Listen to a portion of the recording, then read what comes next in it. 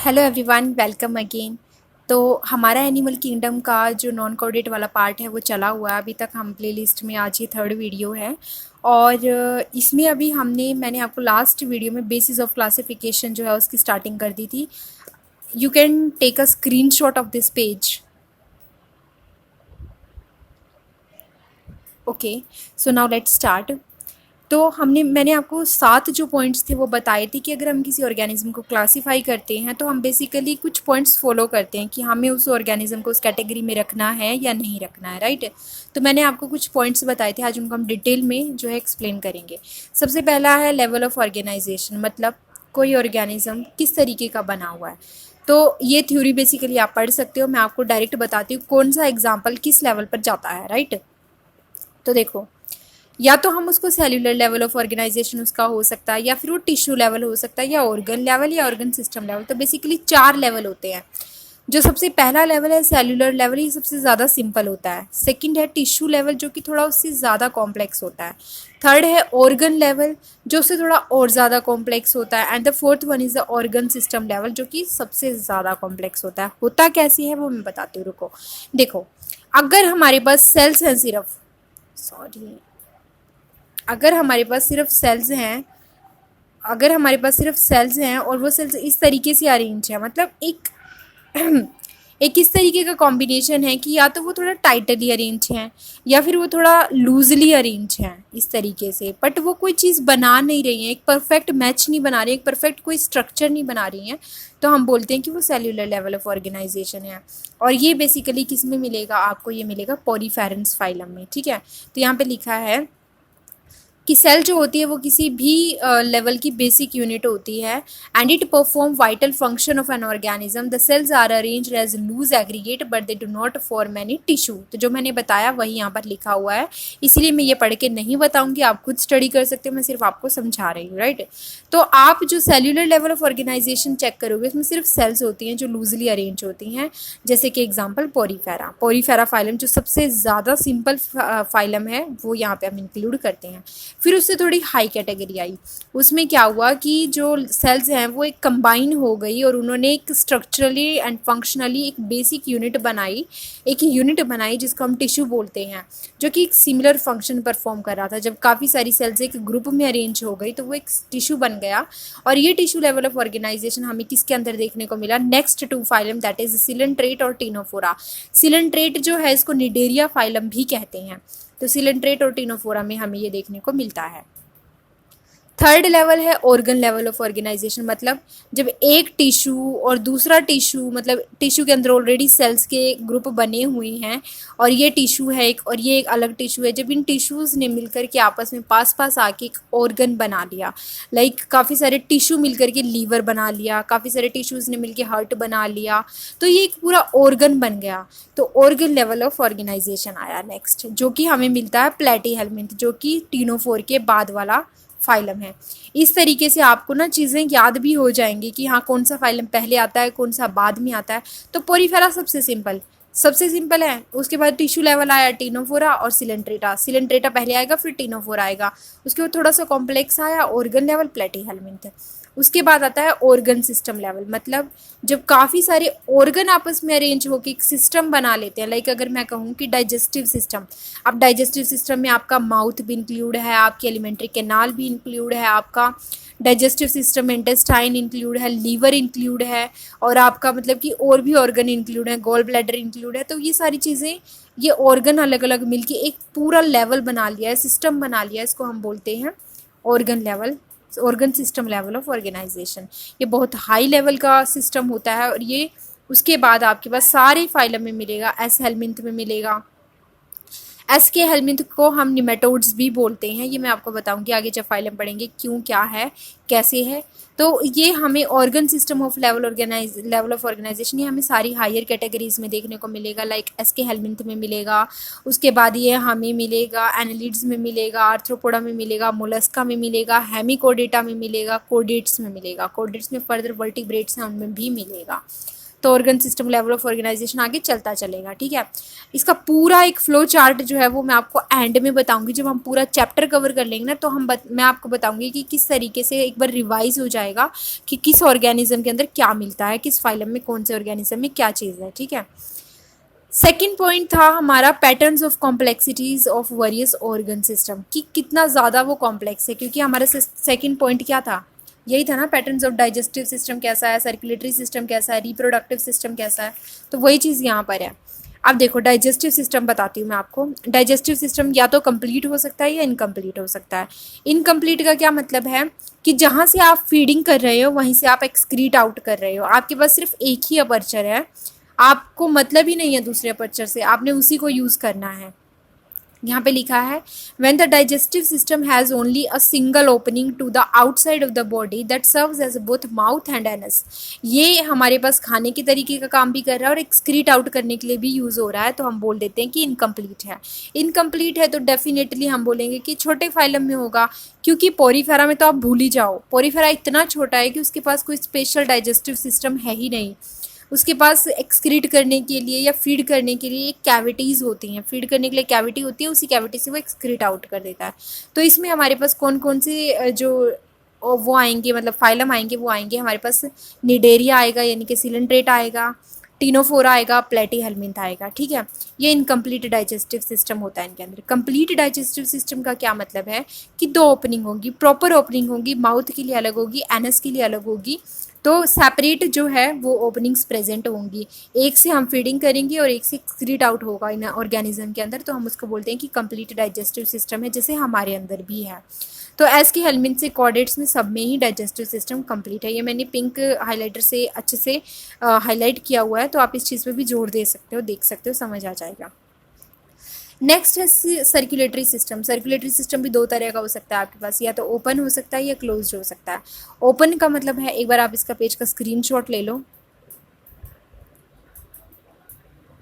ठीक है, तो ओपन सर्कुलेटरी सिस्टम हो सकता है या फिर क्लोज्ड सर्कुलेटरी सिस्टम होता है। अब मैं आपको एक डायग्राम दिखा रही हूँ यहाँ पे, ये है टाइप्स ऑफ डाइजेस्टिव सिस्टम, जो मैंने अभी बताया कि या तो इनकम्प्लीट होगा या कंप्लीट होगा।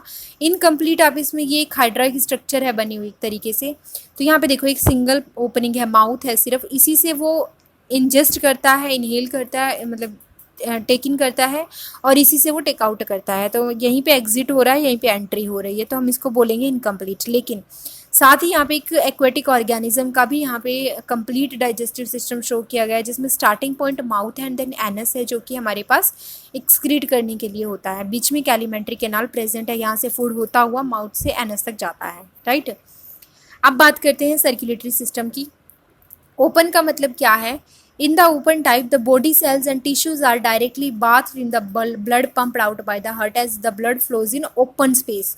मतलब उसमें क्या है, इस ऑर्गेनिज्म के अंदर जो जितने टिश्यूज़ हैं या ऑर्गन है, लाइक हार्ट वगैरह, सब कुछ जो है वो उसके एक तरीके से बात कर रहा है, वो बात कर रही हैं खून के अंदर, ब्लड के अंदर, क्योंकि उसमें पूरी बॉडी में ब्लड है, कैविटी भरी हुई है ब्लड के साथ, उसी में ऑर्गन तैर रहे हैं, टिश्यू ऑर्गन वहाँ पे सब एक तरीके से उसी के अंदर फ्लो कर रहे हैं। राइट, तो कोई स्पेशल आर्टरी नहीं है कि हाँ पर्टिकुलर यहाँ से यहाँ तक जाने के लिए एक पॉइंट है, स्टार्टिंग पॉइंट एंड पॉइंट है, ऐसा कुछ नहीं है, कोई वेसल नहीं है।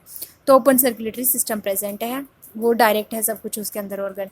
यह हमें मिलता है आर्थ्रोपोड फाइलम में। ये एग्जांपल ना आपको सेट करने होंगे, माइंड में याद करने होंगे, क्योंकि ये थोड़ा सा ट्रिकी हो जाता है, बट कोई नहीं, इतना मुश्किल नहीं है, आप पढ़ सकते हो इजीली, जैसे जैसे दिमाग लगाओगे ना तो ईजी हो जाएगा। तो हम एनालिड से ऊपर चले गए, इसके कुछ स्पेशलाइज्ड एग्जांपल है, लाइक आर्थ्रोपोड है, नॉन सिफेलोपोड मोलस्क है, हेमिकोडेटा, यूरोकोडेटा, जो कि ट्यूनिकेटा भी बोलते हैं। तो ये चार इसमें एग्जांपल आएंगे, arthropod, non cephalopod mollusc, hemichordate and tunicates. उसके बाद है क्लोज्ड सर्कुलेटरी सिस्टम, यानी कि एक वेल डेवलप्ड सिस्टम है, आर्टरीज में ब्लड फ्लो कर रहा है, ए सीरीज ऑफ वेसल प्रेजेंट है जो मेंटेन करती हैं कंटिन्यूस फ्लो ऑफ ब्लड को। तो जैसे कि एनालिड्स हो गया, सिफेलोपोड, मोलस्क और कोडेट, इसमें 3 एग्जांपल आते हैं। क्लोज्ड सर्कुलेटरी सिस्टम में आपके पास 3 एग्जांपल आएंगे, एनालिड्स होगा, सिफेलोपोड, मोलस्क होगा और कोडेट होगा। नेक्स्ट है रिप्रोडक्टिव सिस्टम, ये हमारे पास हम बोलेंगे कि या तो एसेक्सुअल होगा या फिर सेक्सुअल होगा। एसेक्सुअल होगा मतलब स्पॉन्जीज वगैरह में होगा, सिलेंट्रेट्स में होगा, undergo asexual reproduction like budding हो गया, फ्रेगमेंटेशन हो गया, ये सब शो करते हैं। लेकिन सेक्सुअल रिप्रोडक्शन जो है थोड़ा हाइयर लेवल पे हो जाएगा, प्रीडोमिनेंट होता है मोड ऑफ रिप्रोडक्शन, ठीक है। ये बहुत सारे फाइलम में मिलेगा क्योंकि सेक्सुअल रिप्रोडक्शन जो है बहुत हाई लेवल तक जाता है और ये सबसे ज़्यादा कॉमन है। एसेक्सुअल लोअर ऑर्गेनिज्म में मिलता है।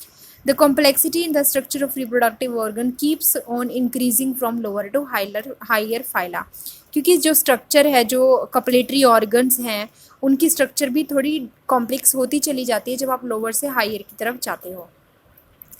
नेक्स्ट है बॉडी सिमेट्री, मतलब बॉडी को कैसे सिमेट्रिकली डिवाइड कर सकते हो या कैसे उसको काट सकते हो, डिवाइड कर सकते हो, ये एक बॉडी सिमेट्री है। तो पहले आप इसके लिए दो चीज़ें जानो, एक होगा एक्सिस और एक होगा प्लेन। प्लेन जो है आप एक फ्लैट सरफेस रख रहे हो, लाइक अगर मैं एक पूरी कॉपी है, लाइक मैं अगर आपको बंद करके दिखाऊं तो ये जो पूरी कॉपी है, अगर मैंने इसको इस तरीके से वर्टिकली स्टैंड करके किसी चीज़ को काटना है बीच में से, तो मैं पूरा प्लेन यूज़ कर रही हूँ, तो इसका मतलब ये हुआ कि ये हमारे पास एक प्लेन है। लेकिन एक्सिस क्या होता है कि एक स्ट्रेट लाइन है, आप एक स्ट्रेट लाइन ले रहे हो, उसको काट रहे हो, उसको एक एक्सिस है, राइट। तो axis is an imaginary straight line passing through the centre of the body, that is या तो लॉन्गिट्यूडनल एक्सिस होगा या फिर आप उसको इस तरीके से काट रहे हो, हॉरिजॉन्टली काट रहे हो, या फिर उसको आप लॉन्गिट्यूडनली काट रहे हो। प्लेन होता है कि एक फ्लैट सरफेस है जो डिवाइड करता है बॉडी को कोरिस्पॉन्डिंग हाफ्स में। जैसे मिरर होता है, मिरर को आप क्या है, मिरर को प्लेन को यूज़ कर सकते हो, राइट। तो मिरर आपका एक प्लेन है जो या तो लॉन्गिट्यूडनल प्लेन में कन्वर्ट कर देगा, लॉन्गिट्यूडनल प्लेन होगा, या फिर वो ट्रांसवर्स प्लेन होगा। पूरा एक फ्लैट सरफेस होता है, एक बॉडी होती है, एक सिंगल लाइन नहीं होती है, एक स्केल की तरह होती है, एक प्लेन होता है। Longitudinal plane divides the body into right and left half and front or back half, and a transverse plane divided in upper or lower half. Okay, ठीक है। नेक्स्ट है टाइप्स ऑफ बॉडी सिमेट्री। इसका example आपको मैं इस तरीके से दे सकती हूँ, अगर कॉमन सेंस में चेक करो, लाइक अगर आप एक एप्पल लेते हो ना, एप्पल में आप कोई जो स्टिक है वो डाल देते हो, स्टिक को डाल के आप उसको कट कर रहे हो, तो वो तो आपका एक्सिस है। लेकिन अगर आप उसमें कोई बड़ी चीज़ ले रहे हो, जैसे आप उसमें मोटा कोई नाइफ ले रहे हो, उससे कट कर रहे हो, तो एक प्लेन सरफेस से उसको कट कर रहे हो, राइट। तो इस तरीके से आपका वो प्लेन है। तो इस बेस पे या तो रेडियल हो सकती है, बाइलेटरल हो सकती है, एसिमेट्रिक भी हो सकती है। एसिमेट्रिक यानी कि आप उसको कहीं से भी काट लो, कैसे भी काट लो, वो आपको इक्वल हाफ तो देगा ही नहीं, आपको इक्वल मिलेगी ही नहीं चीज़, आपको हमेशा अनइक्वल मिलेगी, तो उसको बोलते हैं asymmetric, like most of the sponges. क्योंकि पोरीफेरा फाइलम का हम इसमें एग्जांपल ले सकते हैं, क्यों? क्योंकि पोरीफेरा एक ऐसा एग्जांपल है जिनकी बॉडी की कोई शेप ही नहीं है, उसमें जितने भी ऑर्गेनिज्म है वो इरेगुलर शेप के हैं, तो आप उनको इजीली नहीं कट कर सकते हो, उनको अच्छी सिमेट्री के साथ कट नहीं कर सकते। अब ये है आपके पास एग्जाम्पल, आप इसको कैसे कट कर लो, कैसे भी कट कर लो, आपको इक्वल हाफ नहीं देगा। अगर एक तरफ आई आ रही है, एक तरफ तो नहीं आएगी ना वो। आप अगर इसको बीच से कट करोगे, इसको लेटा करके बीच से कट करोगे, तो उधर हो सकता है ज़्यादा टेंटिकल्स आ जाएं, इधर कम आ जाएं, तो ये सब चीज़ें डिपेंड करती हैं। तो ये एसिमेट्रिकल होती हैं। उसके अलावा कुछ रेडियल सिमेट्रिकल भी होते हैं। रेडियल मतलब आप उसको किसी भी प्लेन से काट लो, वो हमेशा आपको इक्वल सिमेट्री ही देगा, आपको हमेशा इक्वल ही देगा हाफ, जिसमें कुछ स्पॉन्जेस आते हैं, सिलेंट्रेट, टिनोफोरा और अडल्ट इकाइनोडर्मेट। ये एग्जांपल चारों याद कर लेना। उसके बाद आता है बाइलेटरल सिमेट्री, ये सिर्फ आपको एक ही प्लेन से काटने पे दो हाफ देगा, अदरवाइज ये आपको इक्वल हाफ नहीं देगा। और कहीं से काटोगे, जैसे मैंने इसको यहाँ से काटा तो इसने मेरे को ये वाला हाफ और ये वाला हाफ इक्वल दे दिया, लेकिन अगर मैं इसको यहाँ से काटती, बीच से काटती, तो ये मुझे इक्वल हाफ नहीं देता। ये होती है हमारे पास बाइलेटरल सिमेट्री, ठीक है। तो ये हमारे पास किस में आते हैं, प्लेटी हेलमिंथेस इसमें एग्जांपल आता है। प्लेटी हेलमिंथ आता है, एस हेलमिंथ आता है, एनिलिड्स आते हैं, आर्थ्रोपोड, मोलस्क, हेमिकोडेट, कोडेट, मतलब मोस्टली बाइलेटरल होते हैं। रेडियल में सिर्फ अडल्ट इकाइनोडर्म, इसको याद रखना, अडल्ट इकाइनोडर्मेट और तीन छोटे एग्जाम्पल स्पॉन्जेस, सिलेंट्रेट, टिनोफोरा, ये आते हैं। सिमेट्रिकल में हमेशा सिर्फ स्पॉन्जेस आते हैं। फोर्थ जो है जर्म लेयर, इसके बाद मैं नेक्स्ट वीडियो में बताती हूँ। अभी सिर्फ इसका स्क्रीनशॉट ले लो इस वाले पेज का, और यहाँ पे इतना ही सिर्फ बताऊंगी अभी के लिए कि हमें सिमेट्री जो है वो या तो एसिमेट्रिकल हो सकती है, एसिमेट्रिकल हो सकती है, बाइलेटरल हो सकती है, रेडियल हो सकती है। एसिमेट्रिकल स्पॉन्जेस में, बाइलेटरल सिमेट्रिकल सब में, और रेडियल सिमेट्री चार में, स्पॉन्जेस, सिलेंट्रेट, टिनोफोरा, अडल्ट इकाइनोडर्मेट, ठीक है। तो ये चीज़ें याद रख लेना। नेक्स्ट है हमारे पास जर्म लेयर्स है, और यहाँ पे हमेशा किसी भी ऑर्गेनिज्म के दो सरफेस होते हैं, तो ओरल सरफेस होता है या एबोरल सरफेस होता है। ओरल सरफेस जो माउथ वाला होता है, एबोरल सरफेस जो उसका अपोजिट सरफेस होता है। और मोस्टली जो सिमेट्रिकल, रेडियली सिमेट्रिकल ऑर्गेनिज्म होते हैं वो अटैच होते हैं किसी सबस्ट्रेट के साथ, किसी चीज़ के साथ ही अटैच रहते हैं, ताकि ये कहीं से भी अपने फूड को ले सके, कैप्चर कर सके, इसलिए रेडियली सिमेट्रिक होते हैं, सबस्ट्रेट के साथ अटैच होते हैं, सेसाइल इन नेचर होते हैं। आई होप आपको ये वीडियो में जो लेक्चर समझा रही हूँ, आई होप ये समझ आ रहे होंगे। नेक्स्ट में हम जर्म लेयर के बारे में बात करेंगे। Thank you friends.